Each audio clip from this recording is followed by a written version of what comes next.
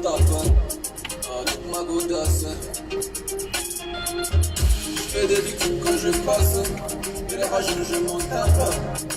Toute ma godasse, toute ma godasse.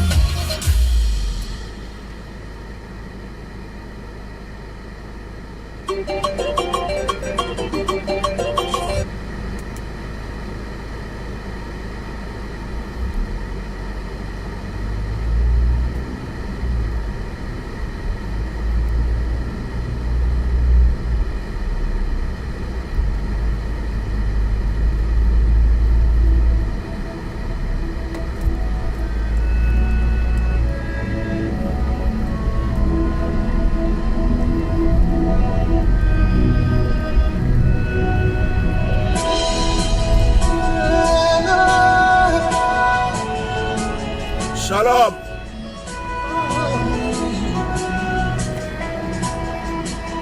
On va se bénir un peu. You are great, yes, you are.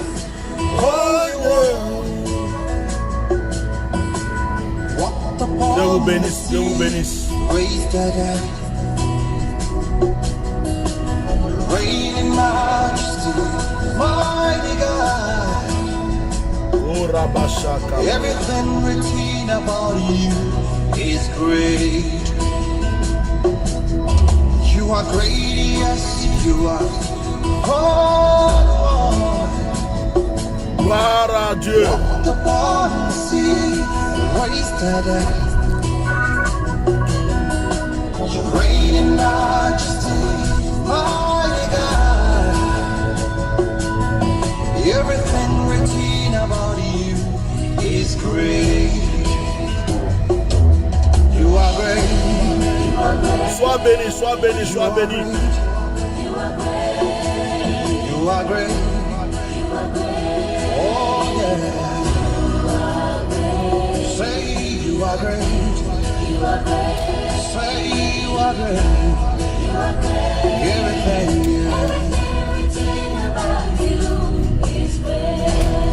Que le Seigneur vous bénisse dans le nom de Jésus. you are great. You are great.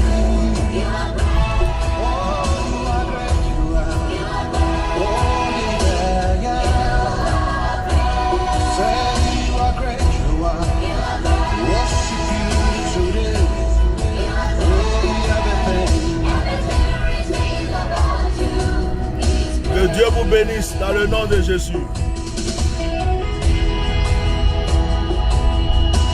Que la grâce du Seigneur soit sur votre vie.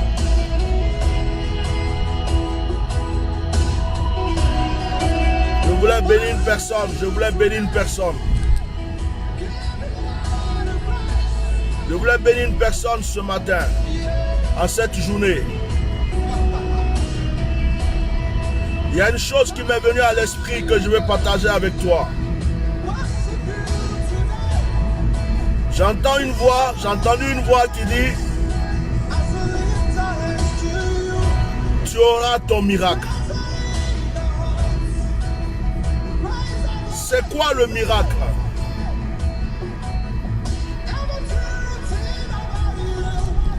Un miracle, c'est quelque chose. Un miracle, c'est quelque chose d'inattendu.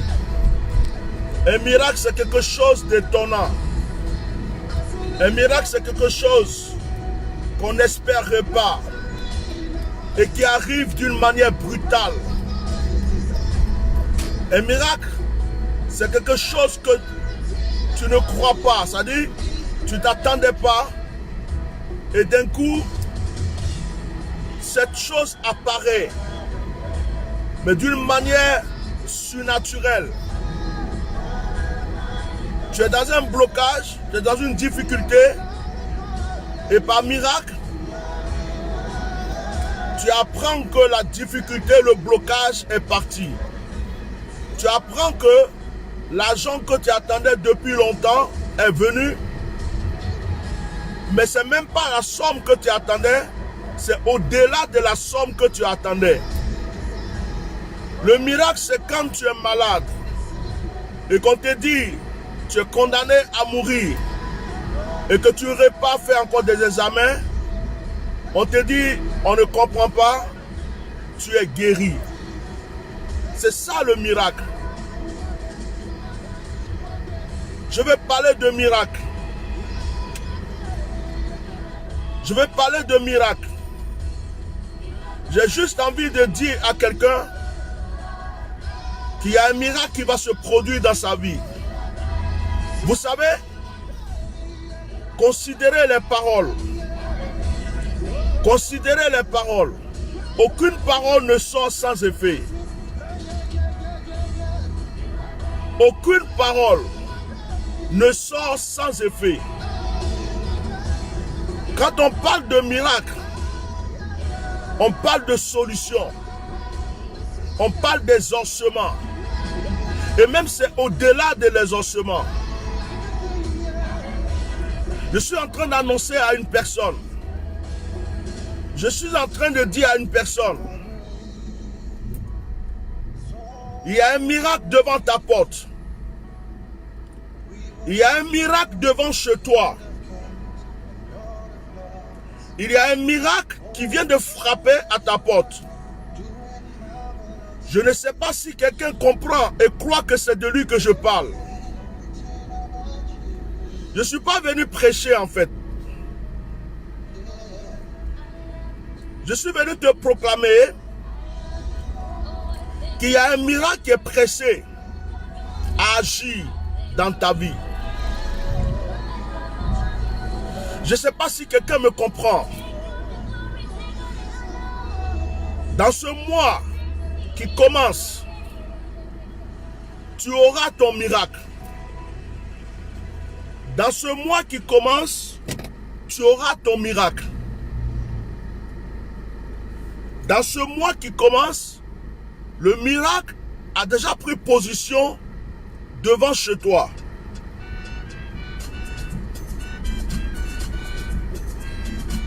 Le miracle est déjà devant ta porte.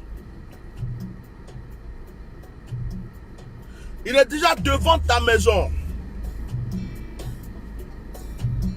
Toi, tu es en train de pleurer.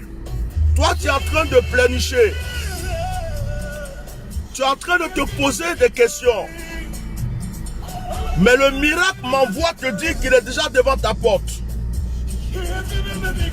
Le miracle m'envoie te dire qu'il est déjà devant chez toi. Oh là là, j'aurais dû prendre l'autoroute. Le miracle me dit de t'annoncer qu'il est devant ta maison. Il est déjà devant ta porte. Ce miracle est devant chez toi pour transformer ton histoire.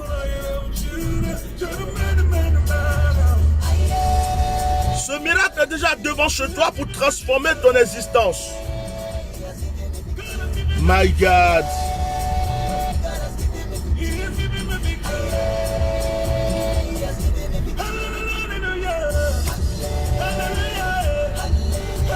Ce miracle est devant chez toi pour transformer ton histoire.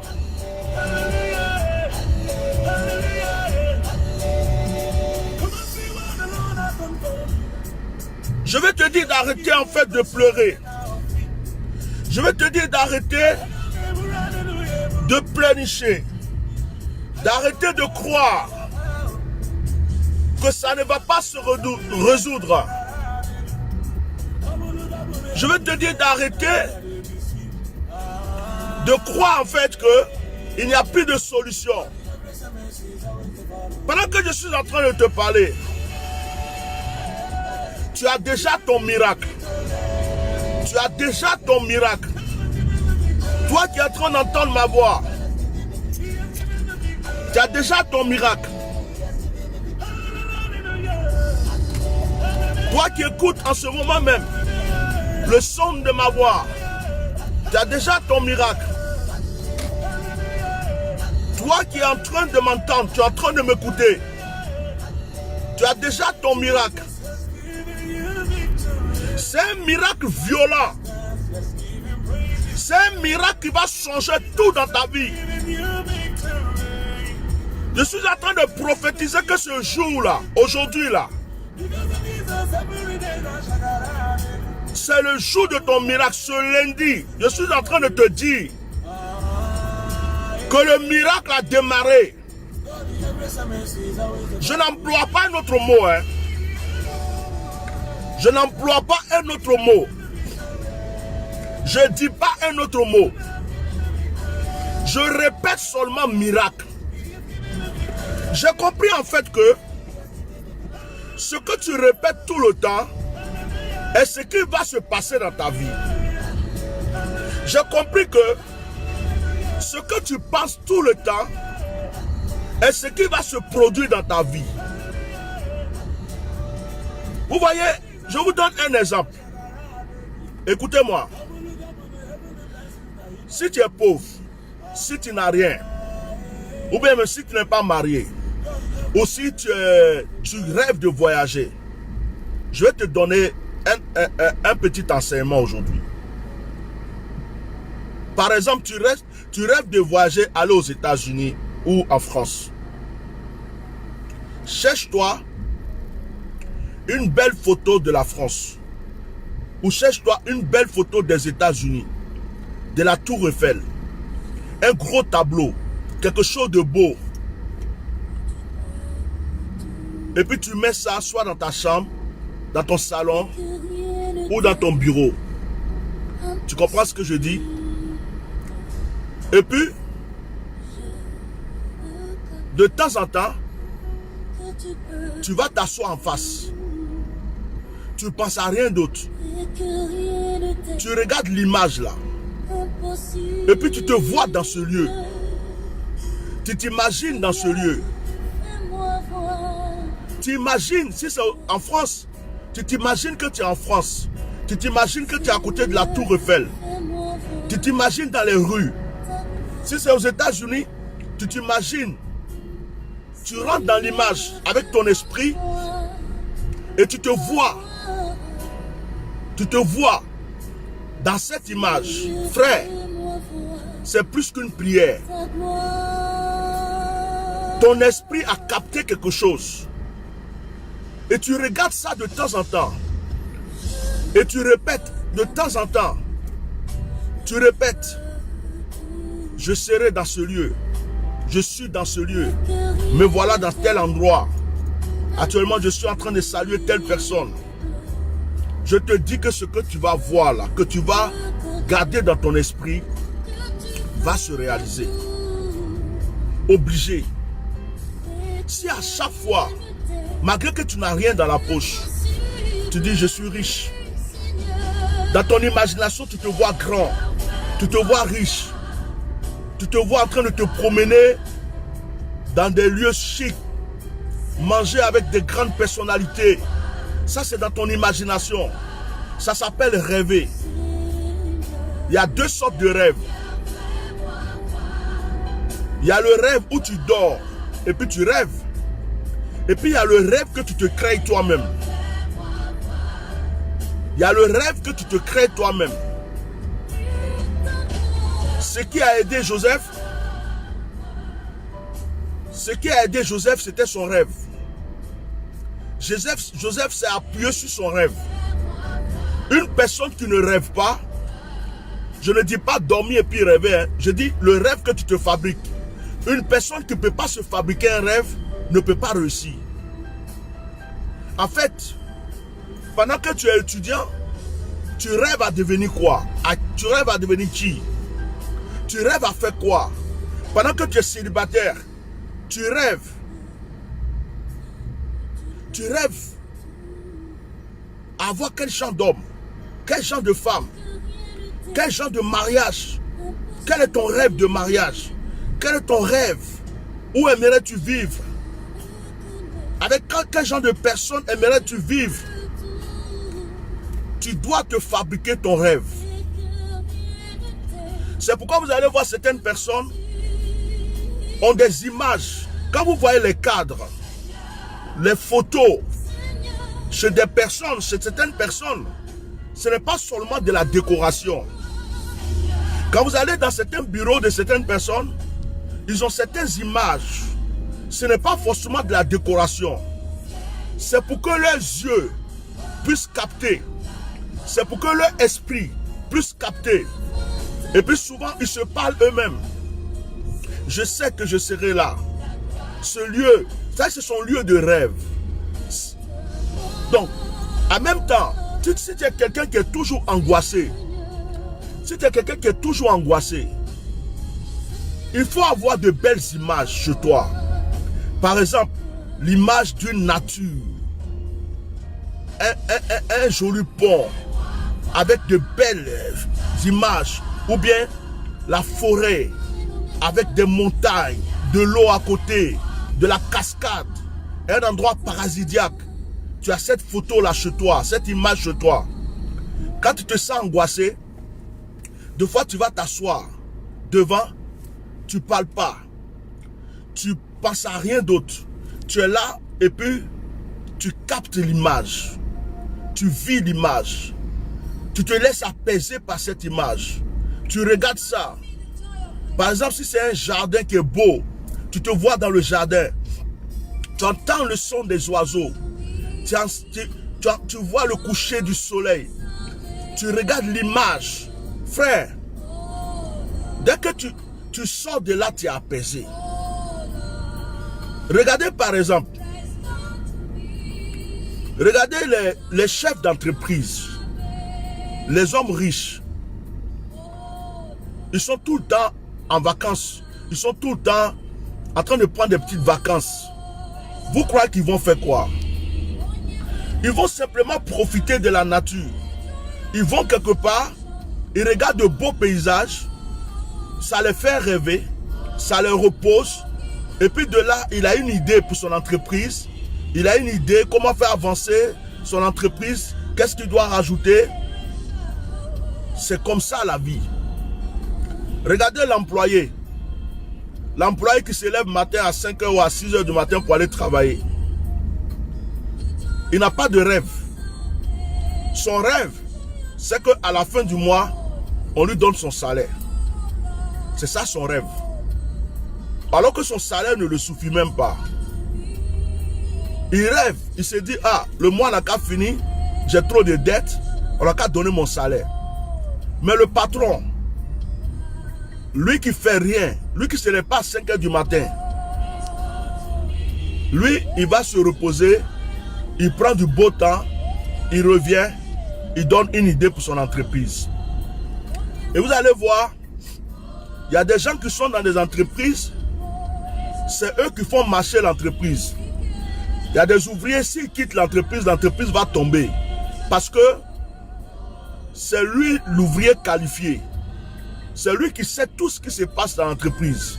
Ça veut dire que cette personne qui est ouvrier là, il peut ouvrir sa propre entreprise. Mais comme il ne rêve pas, il est toujours en train de travailler comme un esclave auprès d'un patron. Parce qu'il n'a pas le temps de rêver. Il n'a pas le temps de rêver.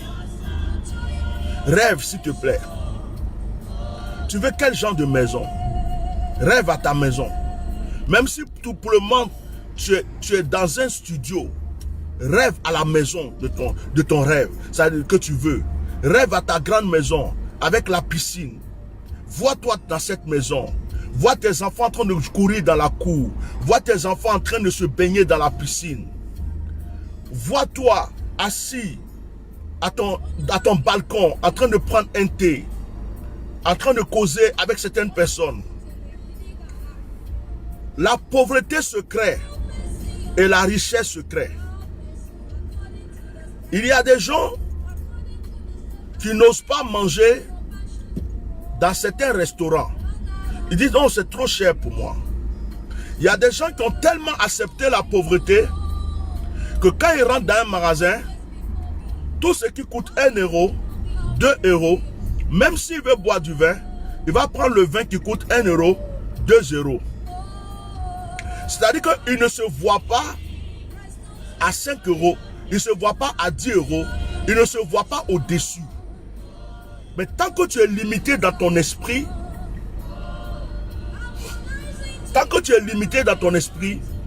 frère, soeur, il n'y a rien qui va évoluer dans ta vie. Tu es obligé de rêver pour avancer. Il y a des choses que personne ne va venir faire pour toi. C'est ton rêve qui va le produire pour toi. Je prends un exemple.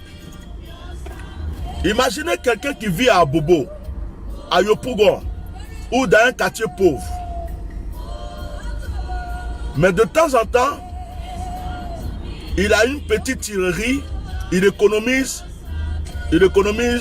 5 euros, il économise 2 euros, 3 euros. De temps en temps, il met ça dans sa tirerie. Et puis un jour, il a 100 euros. Mais ça, c'est l'argent qu'il a mis de côté. Et puis, il a 100 euros, bien 200 euros. Et puis un jour, il s'est dit, bon, il y a un quartier bouge là. Il y a un café là-bas ou il y a un restaurant là-bas. Je vais aller manger là-bas. Écoute-moi, l'idée qu'il a eue va changer sa vie. Pourquoi? Parce que si tu manges seulement où il y a les pauvres, tu vas rencontrer que des pauvres dans ta vie. Si tu dis non, parce que je vis dans un quartier pauvre, c'est seulement ici que je vais acheter mes affaires, je vais manger ici. Tu vois, non? Tu vas rencontrer que des gens pauvres qui ont des problèmes, ils ne vont pas te faire avancer. Mais tu as économisé un peu d'argent. De temps en temps, 1 euro, si c'est en CFA, 500, 1000 francs, 2000, tu mets de côté. Un jour, tu vois, c'est un peu beaucoup. Et puis de temps en temps, tu vas dans le quartier chic, le quartier des bouges, des riches. Tu t'habilles propre. Tu te mets dans le café qui est là, dans le petit bar qui est là. Tu prends un petit verre, un petit coca. Celui qui va s'asseoir à côté de toi, peut-être que c'est le fils d'un ministre. La fille qui va te voir pour dire, ah mais ce jeune homme-là est beau, hein. Peut-être que c'est la fille du président de la République. Peut-être que c'est la fille d'un ambassadeur. Ça veut dire quoi? Ça veut dire que la personne à qui tu vas dire bonjour, la personne qui va te demander comment tu t'appelles, cette personne-là, ce n'est pas quelqu'un qui vit dans ton quartier. Donc, en réalité, ça veut dire que tu vas commencer à avoir des amis qui n'ont rien à voir avec ta vie normale. Et un jour en discutant, parce que tu viens, tu bois un petit café de temps en temps, tu n'as pas l'argent, on ne va pas chercher, dire, je vais manger le plat le plus délicieux. Non. Tu t'es assis, tu as pris un petit verre, tu as pris un petit café, tu es déjà dans le coin. Tranquille. Écoute-moi. Tu vas parler à une personnalité. Et quand tu vas parler à cette personnalité, elle va te demander, mais tu fais quoi dans la vie? Ah non, moi j'ai tel diplôme, je fais ceci et fais cela, mais en ce moment, ah oui, mais moi en fait j'ai besoin de telle personne. Ah ouais, tu es informaticien. Ok. On est en train d'ouvrir un site, on est en train de faire ceci, cela. On a besoin de quelqu'un. Est-ce que tu penses que tu... Oui, ça c'est mon domaine. C'est fini, ta vie a changé. C'est fini, ta vie a changé. Tu n'as jamais joué au golf. Mais il faut rêver, il faut te dire, même si le terrain de golf est payant, au moins 2 fois dans l'année, je vais aller jouer au golf. Je mets de l'argent de côté, tu prends tous tes renseignements. Ça coûte combien? Est-ce qu'il faut une inscription? Est-ce qu'il faut un abonnement? Est-ce que je peux aller jouer de temps en temps si je paye? Là où tu vas aller jouer au golf, là, il y a le ministre, il y a le président, il y a le directeur de telle société. Tu vas forcément parler à une personnalité. qui va te présenter à une autre personnalité. Tu vas aussi parler à une autre personnalité qui va te présenter à une autre personnalité. Si tu n'es pas marié, une femme qui a les moyens va peut-être te voir, tu vas la plaire. Si tu es aussi une femme, un homme qui a les moyens va te voir et tu vas le plaire. Et puis tu vas voir que pour rien du tout, ta vie a changé. Pour rien du tout, ta vie a changé. Mais si tu es limité dans ta tête et que tu te dis non, moi je suis à Yopougon, c'est à Yopougon, je dois manger tout le temps. Moi je suis dans le quartier pauvre, qu'est-ce que je vais aller faire dans le quartier des riches? Mais les riches là, il y en a qui étaient pauvres comme toi. Et puis par leur intelligence, par leurs rêves, ils sont devenus riches. Il faut que tu rêves. Et ne limite pas tes rêves. Continuez à mettre des likes s'il vous plaît. Ne limite pas tes rêves. Il ne faut jamais limiter tes rêves.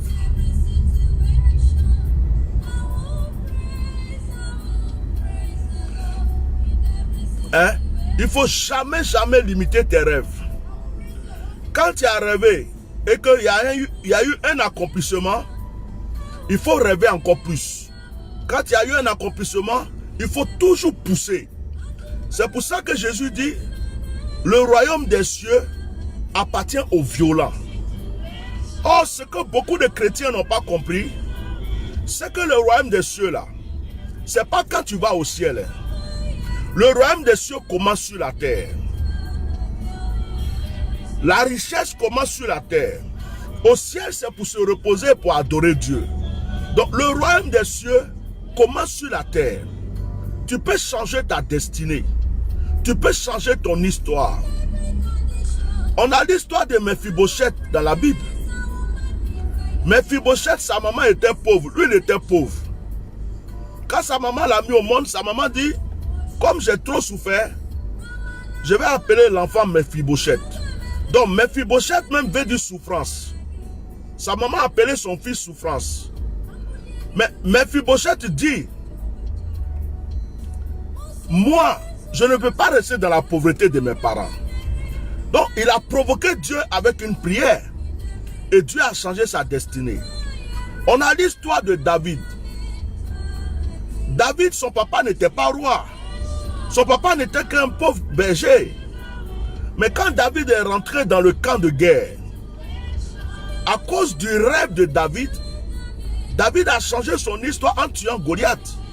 Quand David a changé son histoire, David ne s'est pas arrêté là. David a fait quoi? Il a pris Jonathan comme son meilleur ami. Il savait que c'était par Jonathan que sa vie allait changer. Et donc, Jonathan a aimé David et l'histoire de David a changé. Si tu es pauvre qu'un riche t'aime, tu vas devenir riche. Si tu es pauvre, que ton ami, c'est l'enfant d'un ambassadeur, tu es rentré parmi les grands. À partir du moment où il t'invite un jour chez lui à la maison, dis-toi que sa famille te connaît. C'est fini pour toi. Tu auras quelque chose qui va changer ton histoire. Mais quand tu ne rêves pas, c'est comme si tu t'es mis dans une prison, toi-même. Tu t'es enfermé. Tu as fermé la porte de cette prison. Il n'y a rien qui peut te libérer à part toi-même. Donc, au lieu de chercher les rêves où tu dors et puis tu rêves là, il faut créer ton propre rêve. Comment tu te vois dans la vie? Qui tu veux être? Tu veux être quoi? Il ne faut jamais te dire j'ai raté ma vie. Il ne faut jamais te dire j'ai raté ma vie. Jamais.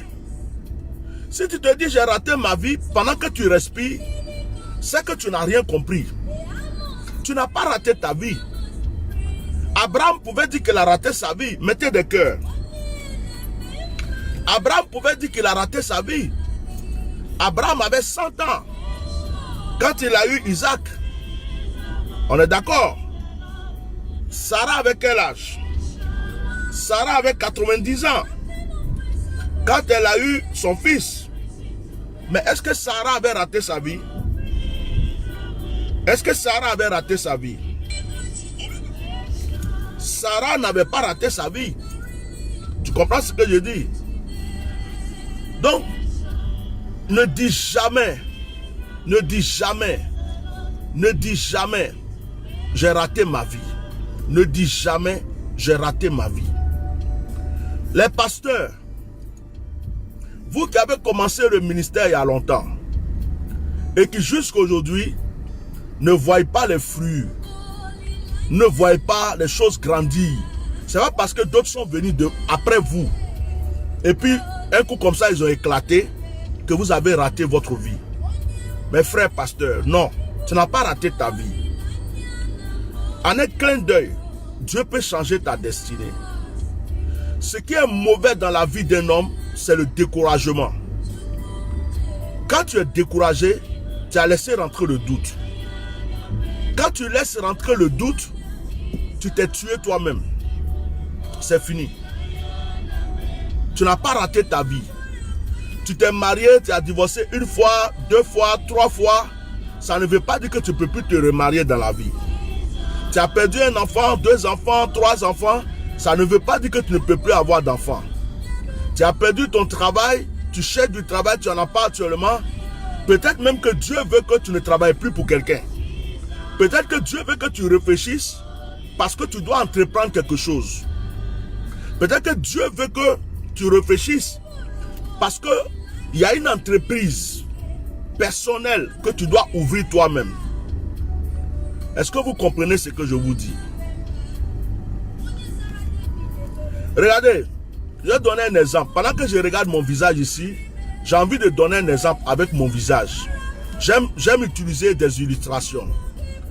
Depuis avant-hier, ma barbe a poussé, mon visage était bizarre. Et puis, je sentais que mon visage a changé. Quand tu me vois, tu ne me connais pas, tu vas dire, mais il n'est pas beau. Mais est-ce que c'est pour ça que ce n'est pas moi-même? C'est moi. Je me suis levé, je dis non, le visage là, je vais l'arranger. Je suis quitté au coiffeur. Regarde un peu. Regarde. Quand tu vois ma tête, est-ce que ça ressemble à la tête que j'avais ce matin? Non. Ça veut dire quoi? Ça veut dire que je sais que derrière cette barbe qui a poussé, c'est moi qui suis là. Il faut juste que j'arrange, ça va devenir autre chose. C'est comme ça. Je voulais vous encourager. Je voulais dire à une personne aujourd'hui, ton seul problème, ça sera le doute et le découragement. Sinon, ton miracle est déjà à côté de toi. Ton miracle est là. J'ai juste envie de vous encourager. Je suis sur la route. Je me dis, pourquoi ne pas prendre ce temps pour parler un peu avec vous, vous encourager. J'ai entendu le mot miracle dans mon esprit et j'ai compris qu'il y a un miracle qui est en train de se produire pour une personne. Et moi, je crois que cette personne-là, c'est toi. Je crois que la personne qui aura ce miracle, c'est la personne qui est en train de m'écouter actuellement. Écoute-moi très bien. Il y a des pauvres qui sont devenus des multimilliardaires.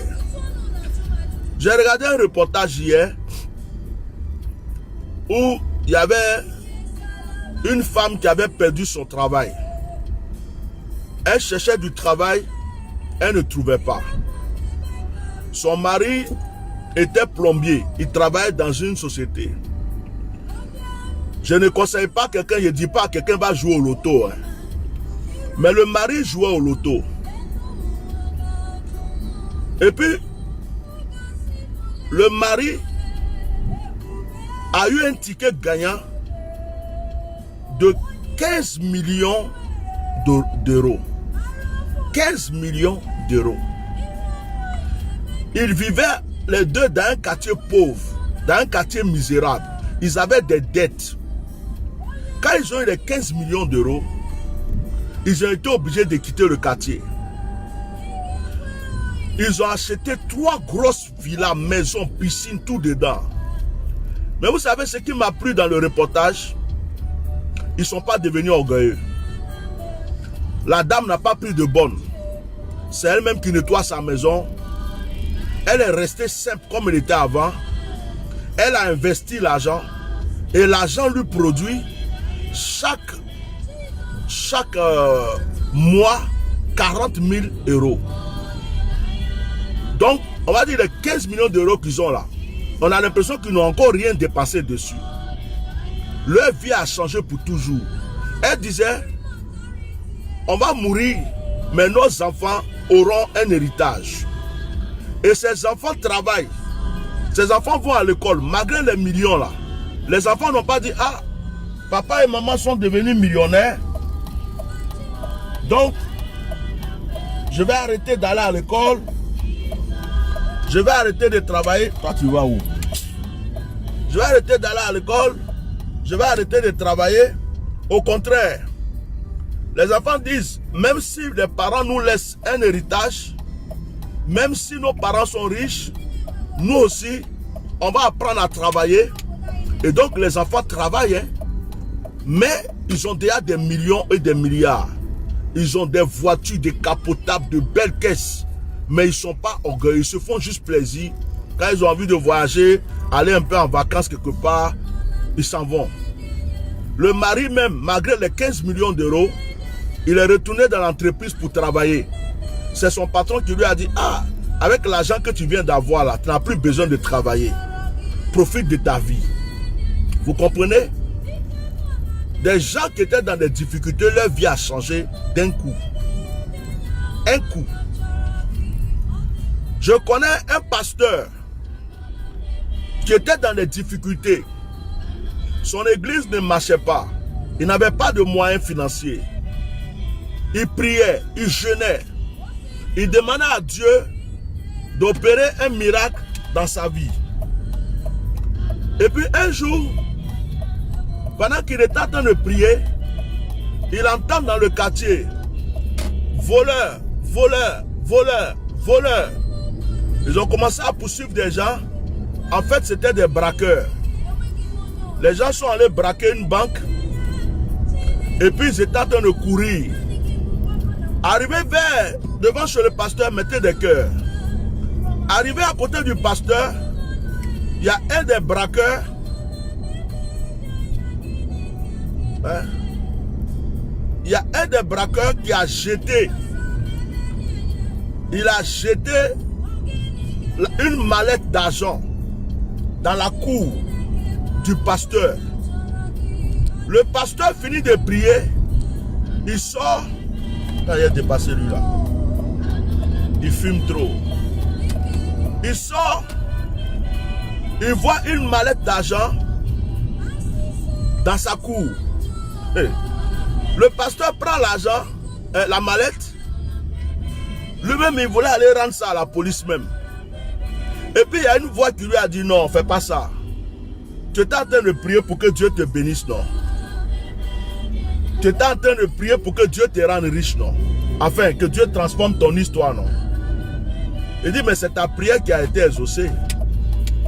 Même si ce sont des voleurs qui ont jeté ça ici, est-ce que c'est toi qui allais voler?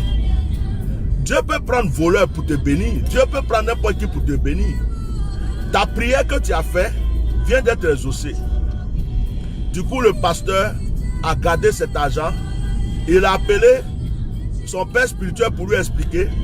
Son père spirituel a dit, mon fils, c'est Dieu qui t'a répondu. Il est allé bénir son père avec une offrande et il a gardé l'argent. Sa vie a changé, son histoire a changé. On va dire non, c'est un pasteur. Pourquoi il n'a pas ramené l'argent? Mais l'argent il va ramener à la banque là. Qui va prendre ça? Même les banquiers vont se partager ça et puis ils vont dire que c'est les braqueurs qui ont pris. Ils vont se partager ça entre eux là-bas. Donc le pasteur, son miracle venait d'être produit. Il a rejeté son miracle. Vous comprenez? Ton histoire peut changer. Même en rencontrant une seule personne. Tu vas lui dire bonjour à quelqu'un un jour comme ça. C'est la bonne personne. C'est pourquoi je respecte tout le monde. Partout où je vais. Parce que je ne sais pas sur qui je tombe. Je suis allé voir l'opticien aujourd'hui. J'ai regardé l'opticien. De la manière il était habillé. Si tu vois l'opticien dans la rue, celui qui a vérifié mes yeux pour voir si tout va bien, si tu le vois dans la rue, tu vas dire c'est qui ce vagabond? Alors que c'est lui qui est parti regarder mes yeux. Donc moi je respecte tout le monde. Parce que celui que tu vois là, tu vas croire que tu es bien habillé que lui tu es plus important. Tu vas croire que ta voiture est plus jolie que lui tu es plus important. Tu vas croire que tu es bien coiffé que lui tu es plus important. Mais peut-être que C'est celui que tu vas rencontrer un jour dans un bureau qui va transformer ton histoire. Lui, il est simple. Toi, tu crois que tu as l'argent. Lui, il a plus que toi. Mais il est là, dans sa simplicité là. Et c'est lui qui peut changer ton histoire. C'est pourquoi dans la vie, j'ai appris qu'il faut respecter tout le monde. On ne sait jamais sur qui on peut tomber. Même les mendiants que tu vois, qui te disent monsieur, qui te tendent la main, il ne faut pas les insulter. Faut pas, si tu ne peux rien lui donner, parle-lui gentiment. Dis-lui vraiment, je suis désolé, je n'ai rien. Et puis tu t'en vas. Parce que c'est peut-être un ange. C'est peut-être une entité, un ange qui est là, qui est venu te tester pour voir réellement qui tu es. Est-ce qu'on peut te bénir? Tu vas simplement lui donner 1 franc. Il va te dire que Dieu te bénisse. Il va te dire merci, que Dieu te bénisse. Je te promets, ta vie vient de changer. Aujourd'hui, je prophétise sur ta vie. Je prophétise le miracle. Je prophétise la grandeur. Je prophétise l'élévation. Je prophétise que tout ce que tu cherches dans ta vie, que l'Éternel te le donne. Ne vis pas ta vie par rapport aux gens. Ne vis pas ta vie par rapport à ce que les gens pensent. Tu as ta vie, c'est ta vie. Je répète toujours, s'il y a des gens qui ne croient pas en toi, qui disent que tu ne vas pas réussir, laisse-les croire ce qu'ils veulent. S'il y a des gens qui ne croient pas en toi, qui disent que Dieu ne va rien faire pour toi, laisse-les. Ce ne sont pas les cousins de Dieu, ce ne sont pas les frères de Dieu, ce ne sont pas les amis de Dieu. C'est ce que Dieu lui-même a décidé qu'il fera dans ta vie. Est-ce que je suis en train de parler à une personne? Est-ce que je suis en train de parler à une personne? Est-ce que je suis en train de dire quelque chose à quelqu'un? Est-ce que je suis en train de parler à une personne? Est-ce que je suis en train de dire à quelqu'un que son histoire a changé? Est-ce que je suis en train de dire à quelqu'un?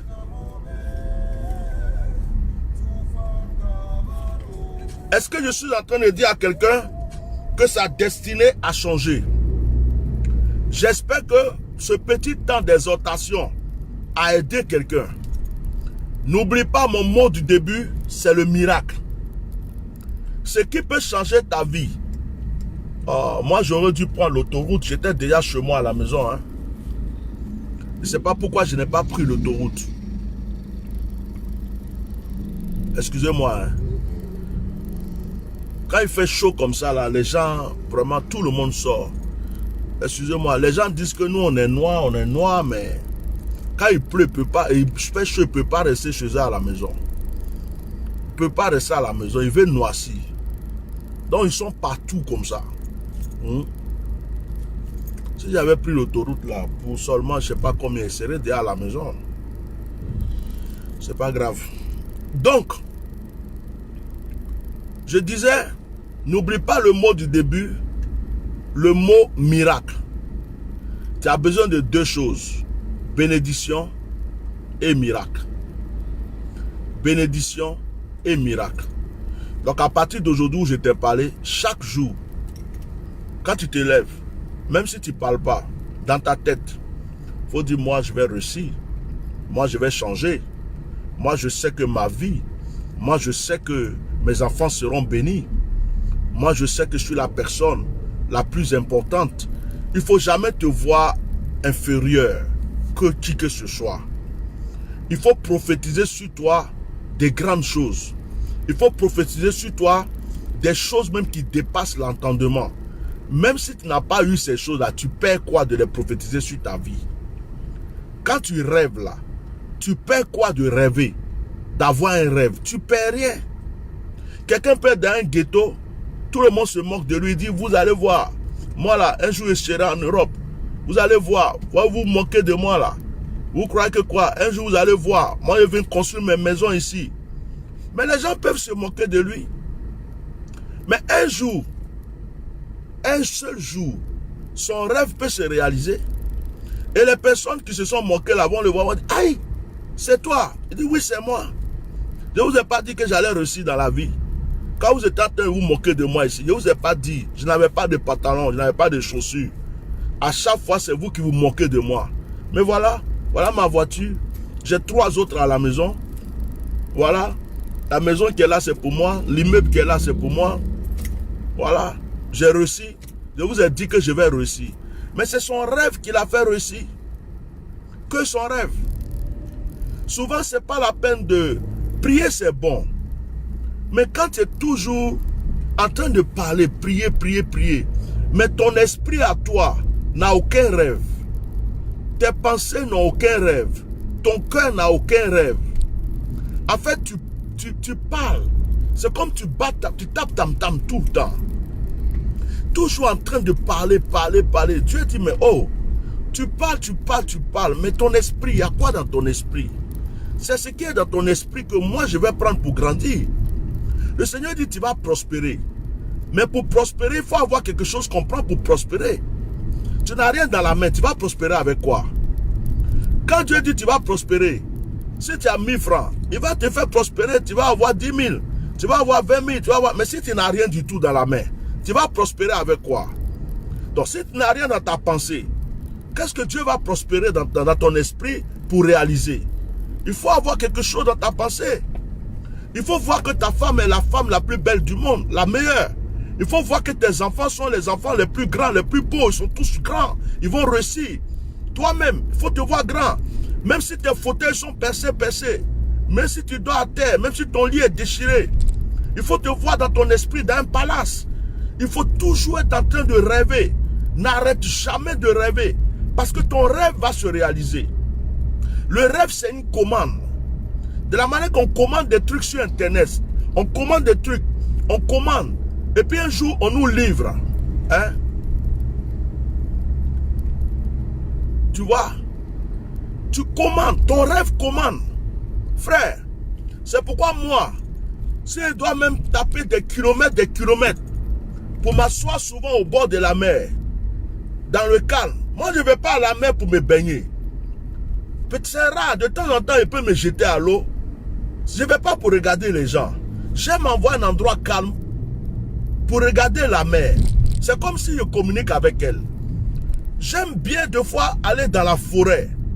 Je suis quelque part, j'entends le cri des oiseaux, je vois de belles fleurs, des beaux arbres. Tu vois? Et puis, je rêve dans cet endroit calme. Des fois, j'aime bien aller sur une montagne. Hein? J'aime aller sur une montagne. Je suis assis là, personne ne me dérange. Dans le calme, je suis en train de rêver. Hein? Mais je vous assure que ça produit. Ça produit. Et si vous remarquez bien, les Chinois, les Hindous, les personnes là qui disent qu'ils font des méditations là, regardez bien leur vie. Vous allez voir rarement un pauvre parmi eux. C'est des gens qui méditent. La méditation, c'est quoi? C'est-à-dire qu'ils vont se mettre quelque part, ils sont calmes, et puis dans son esprit, il est en train d'imaginer quelque chose. Par une musique douce, ou par le chant des oiseaux, il est en train de s'imaginer grand, il est en train de s'imaginer riche. Quand il finit de rester dans son coin, il écoute sa respiration, et quand il se lève, il s'en va. Demain, tu vois, le monsieur est riche. Mais nous, on est toujours en train de danser. On est toujours en train de taper tam-tam. Les Africains dansent trop. Les Africains tapent tam-tam. Les Africains, ils parlent beaucoup. Mais on ne rêve pas. Rêve, s'il te plaît. Si tu es à l'école, rêve. Il y a des gens qui sont là à l'école, ils n'avaient pas de bonne moyenne. Ils ne travaillaient pas bien à l'école. Tout le monde se moquait d'eux. Ceux même qui étaient les meilleurs de la classe ne sont rien aujourd'hui. Mais le petit qui n'arrivait pas à faire les maths, il avait du mal à faire des dictées. Le petit même qui avait du mal à apprendre des leçons, tout le monde se moquait de lui. Aujourd'hui, il est directeur de plusieurs sociétés. Son rêve s'est réalisé. Que Dieu vous bénisse. Que le Saint-Esprit soit avec vous. Que la grâce de Dieu vous aide. Frère, pour quelqu'un comme moi, ce message que je te donne, c'est un message qui vient de mon cœur. Je suis orphelin de père. Mon papa était très riche. Mais je n'ai pas pris une seule richesse. Même après sa mort, j'ai refusé quoi que ce soit de son héritage. Je ne voulais pas l'or. Je ne voulais même pas qu'on me donne une plantation de mon papa. J'ai tout refusé. Ma mère était riche, malgré qu'elle s'est fait voler son or par quelqu'un, par un Aoussa. Ma mère, elle faisait son petit commerce, elle croyait en Dieu, elle avançait, elle savait qu'un jour, ses enfants allaient évoluer. Surtout moi, elle me disait qu'elle sait qu'un jour je vais réussir. Pourtant, personne ne croyait en moi. Tout le monde disait, lui là, c'est un bandit. Lui là, c'est ceci. Lui là, d'autres même disent, elle n'a qu'à m'empoisonner. D'autres lui disaient, mets-le en prison. Ma maman, elle croyait en moi. Et puis, ma maman est décédée. Bon, je n'ai ni père, je n'ai ni mère. Je suis ma première parenté à la famille Oufoué. Mais je n'ai jamais reçu quoi que ce soit d'eux. Du côté de mon père, il y avait la richesse. Mais je n'ai rien pris là-bas. Je suis allé dans la rue tout seul. Dans la rue tout seul là, je rêvais. Un jour, je dis, je sais qu'un jour je vais changer. Un jour ma vie va changer. Je dormais sur le pont. Je dormais sur les bancs à Adjamé. J'ai dormi sur des ponts. J'ai dormi à Sikobois. Deux fois même, je me rappelle, j'ai dormi sur le banc à Adjamé au marché.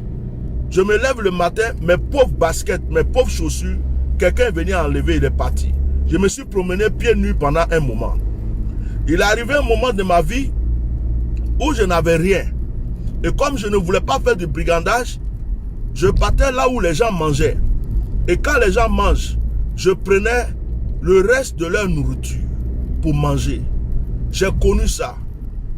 Je suis allé déjà dans des grands hôtels, comme par exemple l'hôtel président de Yamoussoukro.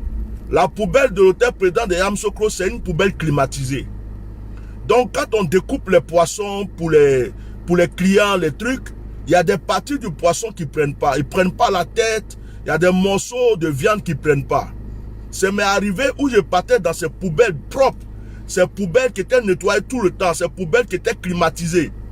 Je partais prendre de la viande, du poisson pour aller me faire à manger. J'ai connu ça. Quand je suis venu en France et que tout le monde m'avait abandonné, je dormis dans le salon des gens. Il y a des gens même, je balaye chez eux. Je prépare pour les donner. Je lave leurs affaires. Je repasse leurs affaires. Hein?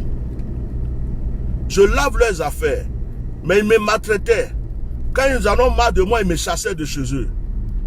Je partais de maison en maison. On me promet ça, on ne me donne pas. Un jour, je me suis levé. Et puis j'ai dit, je vais aller voir le maire. En ce moment, j'habitais dans une ville qui s'appelle Pau. J'ai dit non, je vais aller voir le maire. J'ai dit, je vais voir le maire. On dit, mais le maire là, on ne peut pas le voir. Pour voir le maire, il faut un rendez-vous. Il faut ceci, cela, et puis ça prend du temps. J'ai dit non, moi je vais voir le maire. Je vais lui expliquer mon histoire. C'est comme ça que ma vie a commencé à changer en France. Ce n'est pas femme qui a changé ma vie. Blanche, non, c'est après tout ça là. Donc je me suis levé. Je suis allé à la mairie. J'arrive, je tombe sur la secrétaire. Je dis bonjour madame. Je voulais parler au maire s'il vous plaît. Elle dit mais monsieur, vous avez rendez-vous?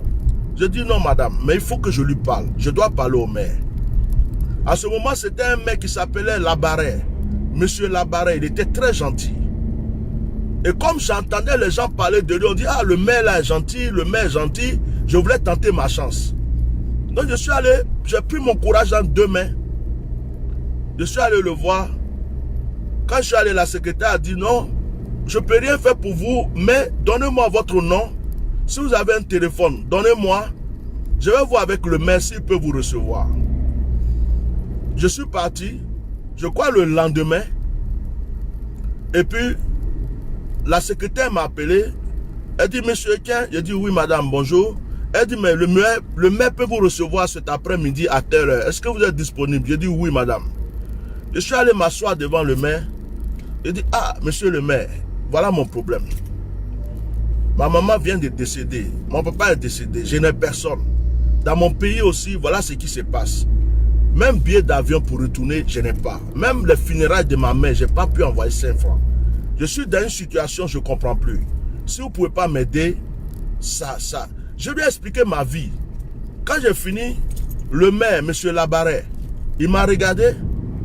Il dit, attends 2 minutes. Et puis il a pris son téléphone. Il a appelé à la préfecture. Quand il a appelé à la préfecture, il dit, allez-y à la préfecture. Il y a quelqu'un qui va vous recevoir. Vous allez avoir votre... ils vont faire quelque chose pour vous. Voilà comment ma vie a commencé à changer. Je suis allé à la préfecture. J'arrive. Il y a un monsieur qui me reçoit. Et puis, il me fait, je crois, un titre de séjour de 3 mois. Il me pose des questions d'abord. Après, ils ont renouvelé. 2 ans après, je suis là. Je vois qu'on m'envoie un papier du tribunal d'instance. On me dit que j'ai la nationalité française. Qu'il faut que je me rende au tribunal pour aller signer des papiers. C'est comme ça que mon histoire a changé. Mais pendant ce temps, je souffrais au départ. Je me déplaçais. Quand je prends un train, je n'ai pas l'argent, je ne payais pas le train. Quand je vois le contrôleur, je passe là, je passe là, je passe là. Des fois, je prenais des PV. Mais il fallait que je me déplace. Je partais à Lourdes. Je m'assois, je pleure, je parle à Dieu.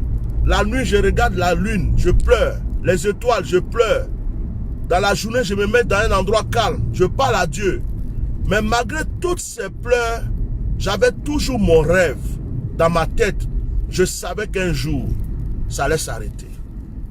Je savais qu'un jour, ça allait s'arrêter. J'ai souffert. C'est pourquoi je suis simple. Et que je n'aime pas, je ne veux pas me glorifier. Je ne veux pas faire du mal aux gens, me croire supérieur à tout le monde. Parce que je sais d'où je viens. Je sais ce que j'ai traversé dans ma vie. Je sais. Et ce que j'ai traversé dans ma vie, aujourd'hui, Dieu peut me reprendre ça. Il peut rajouter. Et moi, je m'appuie seulement sur Dieu. Je m'appuie sur Dieu. Quand j'étais en France, au début, je souffrais. Il y a des femmes plus âgées qui m'ont proposé le mariage pour que j'aie les papiers. J'ai refusé. Il y a des femmes qui voulaient que, quand je les regarde physiquement, je dis non, ça là c'est pour perdre ma chance, mon bonheur. Je ne vais pas faire ça. J'ai refusé. Il y avait des occasions. On m'a proposé de vendre la drogue. On m'a proposé plein de choses. J'ai refusé. Mais je savais qu'un jour, mon rêve allait se réaliser. Frère, je suis presque arrivé. Je crois que j'ai pris beaucoup de temps. Moi, je crois que j'ai parlé 30 minutes, mais je parle plus. Que vraiment Dieu te bénisse. Garde le courage. Ne dis pas, je suis en train de souffrir. Ma vie est finie. Si tu sais comment j'ai souffert dans ma vie. Jusqu'aujourd'hui, je suis en train de chercher quelqu'un pour m'aider à vraiment écrire mon livre. Je vais faire ma biographie. Je vais écrire mon livre. De ma naissance jusqu'aujourd'hui. Et je sais que n'importe qui va prendre mon livre pour lui, il va pleurer. Chaque chapitre, il va pleurer. Parce que de la naissance jusqu'à un certain moment, ma vie n'était rien. Mes propres parents n'ont pas cru en moi. À part ma mère. Mes tantes, mes frères, j'ai seulement 2 sœurs qui ont cru en moi. Mais tout le reste, ils n'ont pas cru en moi. J'étais la poubelle, le rejeter, l'abandonner. Qui savait qu'un jour, ma vie allait changer? Aujourd'hui, je ne suis pas milliardaire. Mais ce que je veux, Dieu me donne. Ce que mon cœur désire, je l'obtiens. Je veux changer de voiture, je change. Je veux quelque chose, je l'obtiens. Et j'ai des beaux enfants. J'ai une belle famille. Hein? Je ne peux pas sortir sans que quelqu'un me regarde et m'admire. Mais avant, quand je sortais, c'est moi qui me cachais. Je ne voulais pas que les gens me regardent. Parce que c'est comme si j'avais honte de la personne que j'étais. Mais tous ceux qui m'ont fait du mal, en France ici, qui m'ont rejeté, qui m'ont repoussé. J'avais même une soeur ivoirienne, mais je l'ai pardonnée. Elle est servante de Dieu aujourd'hui. Quand je l'ai rencontrée, j'étais avec elle. Il y a eu une embrouille parce que c'est le moment où ma tête était un peu mélangée. Elle a appelé la police. La police est venue me chercher devant chez elle. Elle ne s'est même pas dit, ah, c'est mon frère ivoirien. Faut pas, ils vont lui faire du mal. Ils sont venus me ramasser, la police, ils m'ont envoyé en garde à vue. Parce qu'elle a dit que j'étais chez elle, En ce moment, j'étais nouveau en France. On pourrait même me rapatrier, tout ça. Hein. La police m'a pris. Mais aujourd'hui, c'est ma soeur. Elle est chrétienne. Elle est servante de Dieu. On se parle. Je n'ai rien contre elle. Mais j'ai souffert. Ces personnes peuvent rendre témoignage de moi. Donc, ton miracle va se produire dans le nom de Jésus. Que Dieu vous bénisse, que la grâce soit sur vous. Je vais mettre un peu de musique là. Il ne faut pas m'en pleurer. Excusez-moi, je ne sais pas si c'est chrétien ou si c'est païen. C'est dans mon téléphone, donc je mets ça. C'est quoi ça encore? Je vais mettre musique. J'ai téléchargé des sons chrétiens, on m'a tout mélangé. C'est à cause de ça. Voilà. Vraiment que Dieu vous bénisse. Que la grâce de Dieu soit avec vous. Que la puissance de Dieu vous environne. Et ne baissez jamais, jamais les bras. Voilà. Si tu es grosse, tu es gros, tu peux maigrir. Si tu es pauvre, tu peux devenir riche. Tout ce que tu veux, ton rêve peut se réaliser. Tout ce que tu veux. Tout. Les gens qui te font du mal, ne savent pas que Dieu a la capacité de produire un miracle dans ta vie.